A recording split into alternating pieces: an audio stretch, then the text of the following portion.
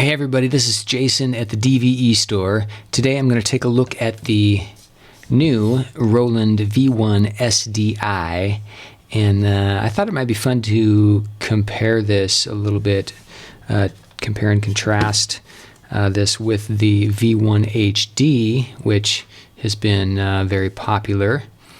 I did a video previously on the V-1HD, and it's had 50,000 views, so obviously there's some interest in very compact, affordable live switching gear. So here we go. Now, just to be clear, this the V-1SDI is not a replacement for the V-1HD.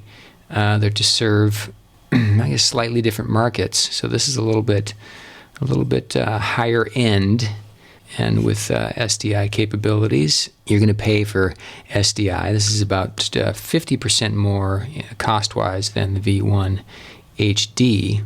But let's just take a look at the exterior and see what the differences are. It's easy to see the difference between the two just because of the blue highlights on the top. But there are some other differences. We have our buttons here, instead of being transform buttons, they are marked DSK and auto. Instead of beats per minute sync up here, we have a key level button, and then wipe, mix, and cut. Those are the same. And over here on this side, the V-1HD has two on switches for each effects bus. But here we have picture-in-picture and a split button, so it specifies what those are. And we have this marked as a program and preset here, and we have no such markings. We just have A and B up here on the V-1HD. On the far left, pretty much the same output fader to black or white, freeze, memory, audio, setup button. What we don't have is the beats per minute indicator down here. So let's take a look at the right hand end panel here. You'll see on the V-1HD we have a MIDI in and out. No MIDI ports on the V-1SDI. We do have an RS-232 remote port, and then our format switches are on the end here, 720p, 720i, and 1080p.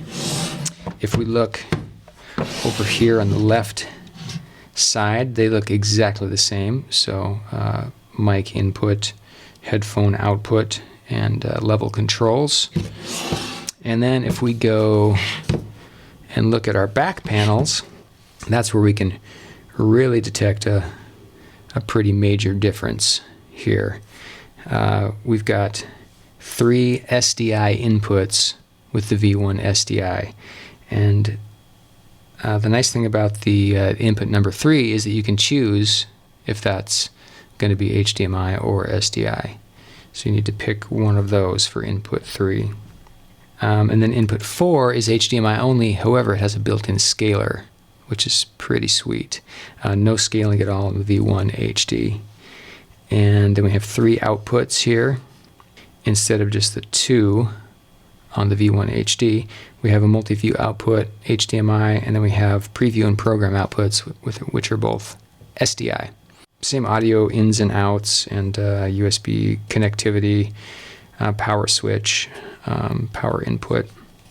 They've taken the concept here and just taken it to really a professional level with the V-1SDI. So again, you are paying for that bump up in professionalism, the ability to take in SDI cables and do long runs with cameras without having to use a bunch of converters. So this is, I think this is going to be really popular with a lot of people.